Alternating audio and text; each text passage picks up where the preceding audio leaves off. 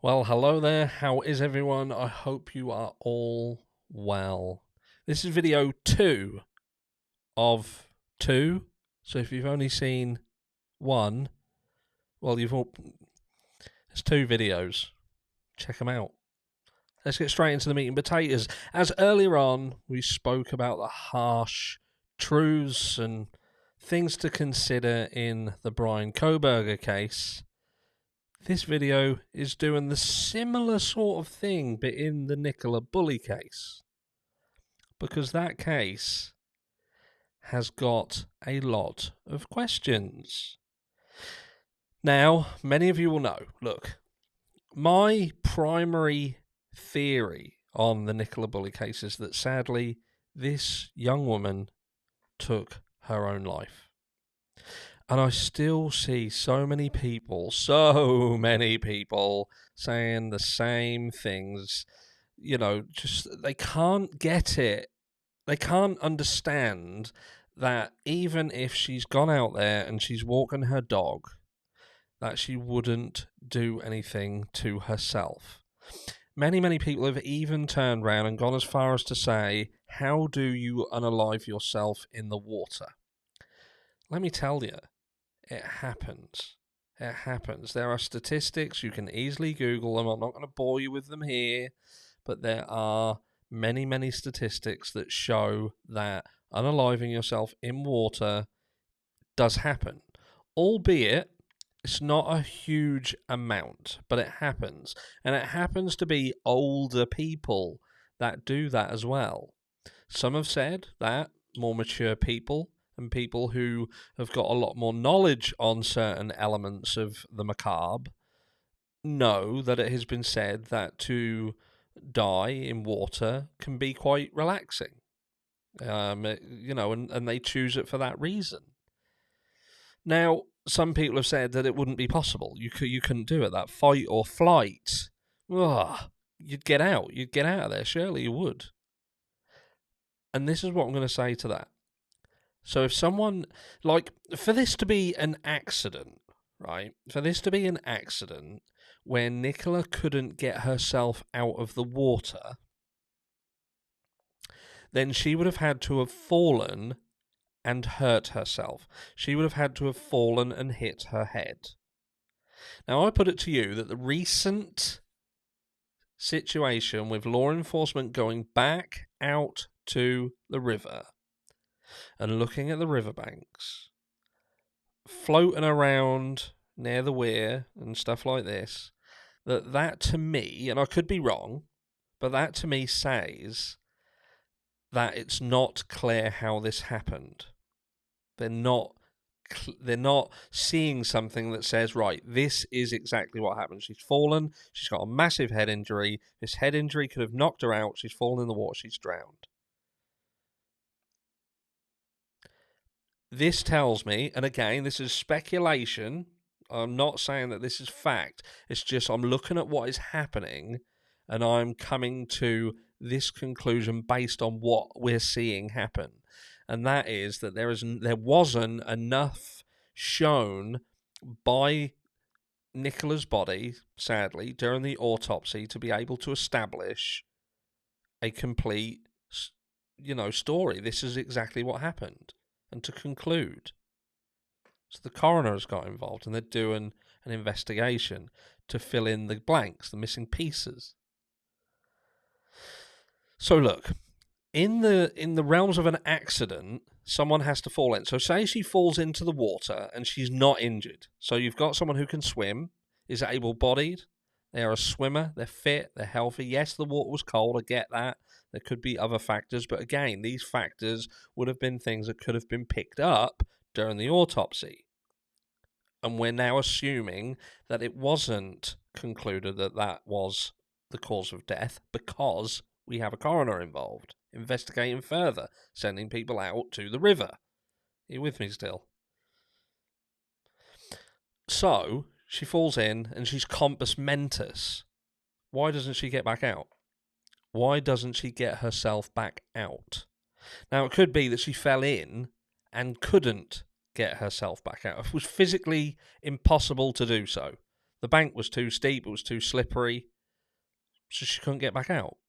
So they could be examining the riverbanks to look for signs of a struggle, where a compos mentis person is in the water and they are struggling to get back out and they can't get out. And this could be what the coroner is asking. Look, she's got no injuries, there's no sign of injuries on her. I need you to go out to the river and I need you to check and see whether you can find evidence of a struggle to show that she tried to get herself out. Because as far as I'm concerned, as a coroner, I feel that when she entered the water, she would have been compos mentis. So then, if she's in the water and she can't get out because she's fallen in, then what if she puts herself in the water? That fight or flight, she's still not going to be getting out, because the point of no return is the same when you look at accident and an unalive. If you can't get out the water, you can't get out the water. The difference is, in the event that you can't get out of the water, she could have swam up and down the river. She was a strong swimmer. She could have shouted out for help, but we have no eyewitnesses that say they heard her shout for help. There were people around. There was someone who claims to have seen her, but they didn't hear her calling for help. Also, the dog running between the gate and the gate and the bench where she was sitting, and the phone staying at the... Do you know what I mean? To me, it shows that she walked through the gate and left the dog the other side of the gate and left a phone on the bench for misdirection. All these little elements, I feel, supports my theory that she didn't want to tie a dog up because she felt that if the dog was tied up and a phone was there, someone may assume that she is close by and therefore the dog would be left. So she didn't want to do that in case the dog was left there tied to that bench for a too long period of time. Leave the dog free, escape the dog by going through the gate, leave the phone on the bench for misdirection. People will think she's there. It's on the call. Yada, yada, yada. If anybody tries to find my iPhone, whatever, they'll find the phone later. But she separates herself from the dog via the gate and then enters in the water further down. And she could have entered the water in an area that she knew she couldn't get out of.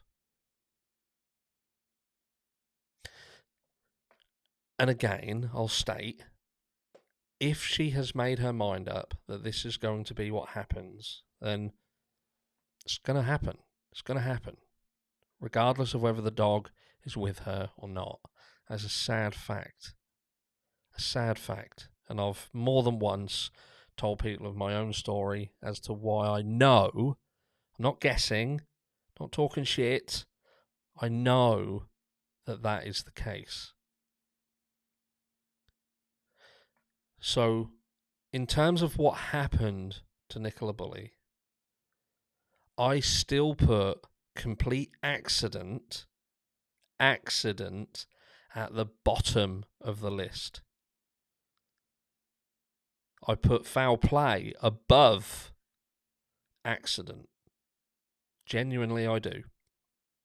Because I still struggle to feel why a compos mentis female who could swim, even in the event of an accident, would not shout out for help if she cannot get out. And if she'd fallen in and was trying to get out, there would be evidence of a struggle on the riverbank. They would be able to see where someone had potentially tried. There would potentially be evidence on the body that would show a struggle to survive. And therefore, when the autopsy was done, they would have likely been able to conclude it fairly easy what happened.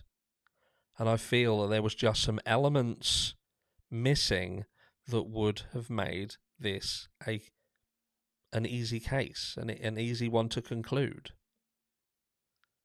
So again, I will say, people can drown themselves. It happens. Go and Google yourself. It happens. And it generally happens with people as they get older. And just think logically, in the event of an accident and someone falling in the water, unless they are knocked unconscious and they are compos mentis, they should be able to get out. And if they can't get out, and that is the factor that leads to their demise, then that is no different than if they'd have put themselves in the water. They would still not be able to get out. And that is why I believe that Nicola Bulley likely put herself in the water. Now, are there things that point towards the fact that she wouldn't have done it? And things that make you go, Of course there are. But some people are even reading that wrong. I was contacted yesterday by someone who had said, look, go and check posts online. There are posts about Nicola Bulley and her birthday. There's a picture and a balloon, and there's some comments underneath, and one of the comments are actually going into detail saying, if only you could have left Paul sooner. But that person, in my eyes, was just somebody speculating. It wasn't someone who had commented on that post prior to Nicola disappearing, vanishing. Wasn't. It was after. It was in the aftermath, after she had been found.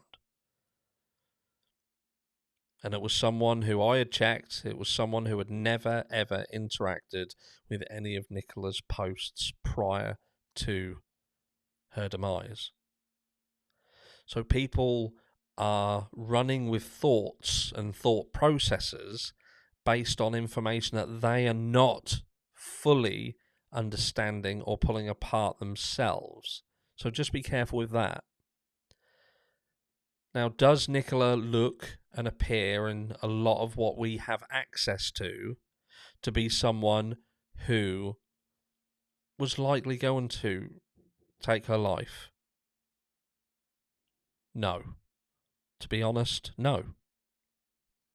But we know that when people are in this mindset, they don't always tell everybody. I've told you again about personal stories where people have done this and their family just don't understand it. They don't understand. There was no notes left. There was no signs. There was nothing. There was no reason whatsoever. So again, I'm not talking guesswork. I'm telling you because I have seen it. I have seen it. And if people don't believe me, you can contact me, email me. My email's in description. I will give you the details. I just don't want to put them public. But again, foul play, it is possible. Foul play certainly is possible. Someone could have pushed her. It's as simple as someone could have pushed her in the river. But the reason why I still don't think that's the case is because of the separation between herself and the dog and the phone being left at the bench. That to me shows that Nicola wanted to separate herself from the dog. This is like what I said earlier. She wanted to separate so the dog could not follow her. And that to me is the biggest telltale sign that whatever happened because Nicola chose it to. Now all we can do is wait till June. And unless anything else comes out about this case, this is one that I am now going to leave and just keep an eye on it in the background. And I believe it's the same date, 26th of June, that we are due to get the coroner's report. Same date that Brian Koberger's preliminary hearing happens. So mark those dates in your calendar. And let me know down below what you think about this case and why. And please do not comment down below that Nicola would not have unalived herself because she took her dog with her. Because you're wrong. You're wrong. I'll catch you all in the next one. What's up, Harsh fam? We just launched our new nonprofit organization, United Search Corps, where we're going to be advocating for the missing and families of the missing as well. And we need your help to spread awareness for our mission and also our fundraiser. There's a lot of equipment and necessary things that we need for this to be possible. So please take a second and share our fundraiser.